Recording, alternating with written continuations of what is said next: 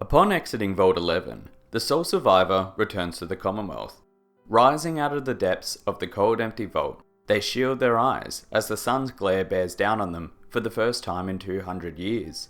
They have returned home, but it's not home as they knew it. Their house is in ruins. Their neighborhood is desolate. The only individual locatable is their former robot, another relic from the past who cries at how hard it's been to endure over the centuries. The sole survivor can't worry about this, however. They have a singular goal in this hellhole, to find their son. And as they leave Sanctuary, they encounter their first contact of this new world, Dogmeat, a loyal companion, man's best friend, one who immediately bonds with us and joins us on our adventure to find Sean. And yet, is there more to our canine companion than once thought? Was he waiting for us at the Red Rocket garage by coincidence, or design? Was Dogmeat a synth the whole time? Now, to start with this theory, I'll get the technical stuff out of the way early. Many of the points I raise are probably explainable if looked at from a purely gameplay perspective. Dogmeat is first locatable at the Red Rocket garage, the second location we ever reach in game, in order to provide us with a companion straight off the bat. In nearly every single entry to the Fallout series, the player character has a canine companion named Dogmeat. This is likely influenced by the Mad Max series, but also draws large inspiration from the post-apocalyptic novel A Boy and His Dog. He is immediately commandable, similar to other walking-talking companions, because the developers weren't going to build a separate interface option purely for interactions with Dogmeat. He's the only German Shepherd in game, so that we don't confuse him with the other dogs that roam the wastes. He doesn't drop a synth component when killed by console commands, because he wasn't designed to be killed at all. And he's able to track Kellogg across the entire Commonwealth, because the game's designers needed us to find Kellogg in order to progress through the story. But from an in-game perspective, there are many clues which may lead us to believe that he could be a creation of the Institute. For one, the Institute has already been involved with creating synthetic animals. This is most immediately evident to the sole survivor, when the synth gorillas are found within the Bioscience Division. Their creator, Clayton Holdren, had expressed his desire to expand the project, given the potential that it could have. What some players may not know is that the Institute has already created other synthetic animals. Brahmin have evidently been created in the labs of the Institute, as some will drop a synth component upon their death. More creepily, many of the crows seen perched upon the buildings of the Commonwealth are also confirmed to be synth creations. Employed by the Synth Retention Bureau, synth crows are titled as Watchers, and are confirmed by Alana Secord, the second in command of the SRB, to observe positions across the Commonwealth, such as Fort Independence or Boston Airport, in order to report back the goings-on of their enemies. The notion could be entertained that Dogmeat may have been created by the Institute, potentially to observe the going-ons of the Commonwealth as well. He is strangely well networked, having built relationships with many of the Commonwealth residents. Nick speaks of Dogmeat when prompted, claiming that they had partnered together on previous cases. Mama Murphy and Preston Garvey had sent Dogmeat to search for help while they were stuck within the Museum of Freedom, but evidently knew of him beforehand. Dogmeat stands out as an exceptionally unique, capable individual, especially when he's compared to any other dog seen in-game. He's described as being his own man, and comes and goes as he pleases throughout the Commonwealth. The Watchers are capable of scouting the landscape of the Commonwealth, perched upon power lines and buildings of the Commonwealth settlements, able to hear the goings-on of its residents. Whereas, a synthetic canine would be able to go almost anywhere where it might be suspicious to see a crow. An innately trustworthy animal that anybody would feel free to speak freely amongst. Man's best friend, redefined. Dogmeat's origins are stated to be intentionally vague, with a multitude of different in-game clues. However, lead designer on Fallout 4, Joel Burgess, had confirmed that similar to the sole survivor, Dogmeat is a being trapped out of time, and does not belong in the year 2287. Also, something that I feel is important to do is give my condolences for the passing of River, the real-life character inspiration for Dogmeat, who passed away in June of this year. She was brought on by our owner Joel Burgess, the lead designer of Fallout 4, and helped create the character to be the iconic companion that we know and love.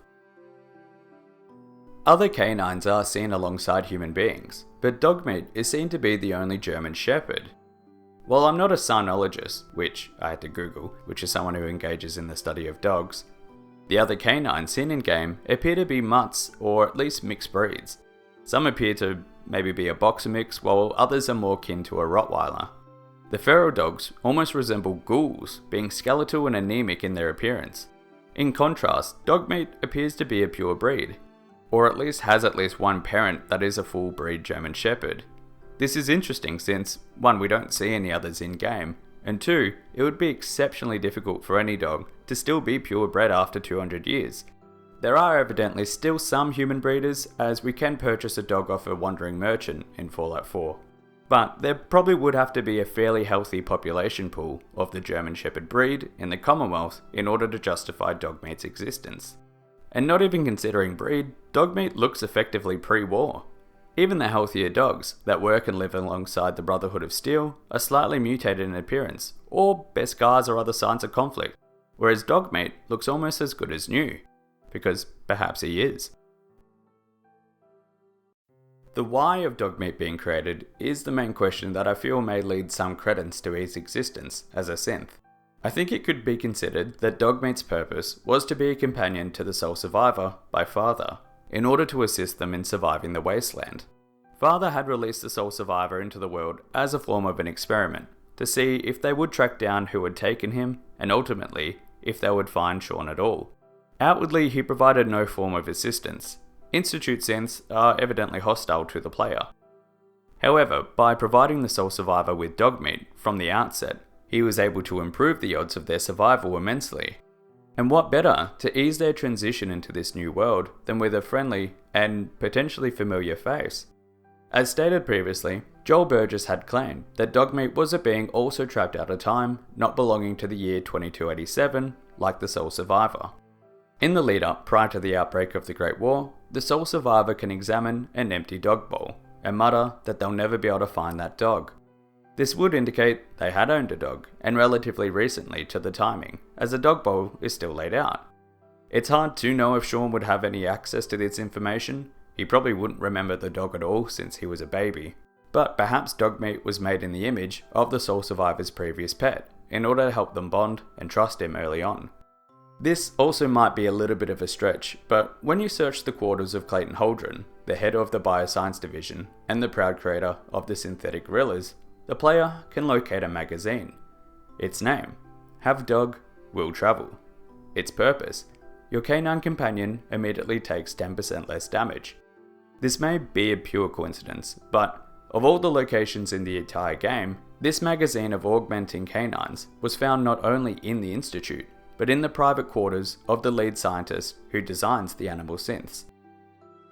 Beyond being an ally as they traverse the Commonwealth, Dogmeat is one of the key reasons the sole survivor is able to locate the Institute and find Sean at all. When scouting Kellogg's house, the sole survivor provides one of Kellogg's old cigars to Dogmeat in order to help them locate his scent. Even if you had not met Dogmeat at the Red Rocket garage, he still can be found waiting outside for the sole survivor. Now, obviously dogs can track people, I'm not denying this. Nick himself states that the Commonwealth mutts such as Dogmeat can track people for many miles. The German Shepherd breeds themselves are exceptional tracking animals, being the most widely used breed for scent-related work. A study from the University of Adelaide in Australia stated that in perfect conditions, a fully trained tracking dog can smell the scent of a person from 20 kilometers away, or 12.5 miles for the Americans in the audience. However, it is kind of convenient that he's able to track Kellogg over such a large amount of distance, initially on nothing but the particular brand of San Francisco Sunlight cigars that Kellogg enjoys, a brand which is locatable across the Commonwealth and obviously used by many of its other residents. This also being in a land of unimaginable stink, from the stench of its unwashed residents, the reek of the mutated creatures inhabiting the land, and the many alternate tracking trails caused by both man and animal in the region. I don't know, maybe I need to play more of A Dog's Life on PlayStation 2, where the scents are just seen as a physical object. But it seems a little convenient. Ultimately, Dogmeat leads the sole survivor to the front of Fort Hagen, the front door of which has been boarded up. The player then goes inside and annihilates Kellogg for the actions he'd taken upon them and their family. From this point on, Dogmeat essentially has no other bearing on any of the other quests in the game. No one really comments on him, and he has no active role in making any of the other actions come to pass.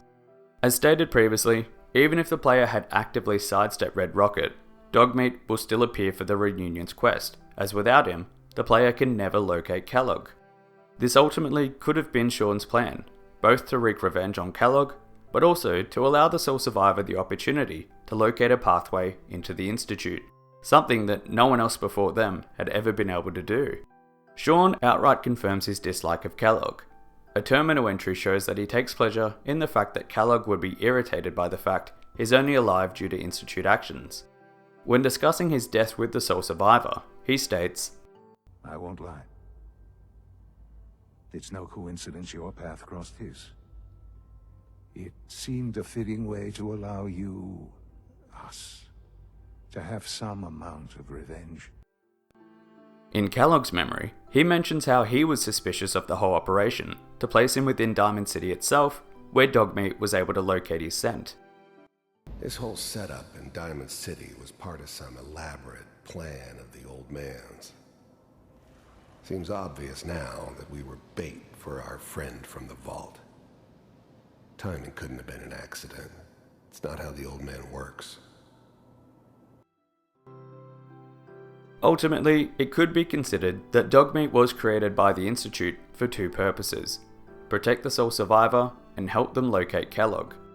And after having eliminated Kellogg, Dogmeat will follow his remaining prime objective, to love and protect. Even if the Institute becomes hostile, Dogmeat will still stand by our side against what may have originally been his creators. So ultimately, although the question is if he is a synth or not, none of it really matters. Dogmeat is undeniably a good boy, and the fact that he would have the benefits of a synth, such as not aging or growing sick, is fantastic. The only bad thing about dogs is that we outlive them. For Dogmeat, this wouldn't be a problem. Thank you for watching. If you've made it this far through, I appreciate you so much for sticking with me. If you enjoy my content, please feel free to subscribe and watch some of my other videos.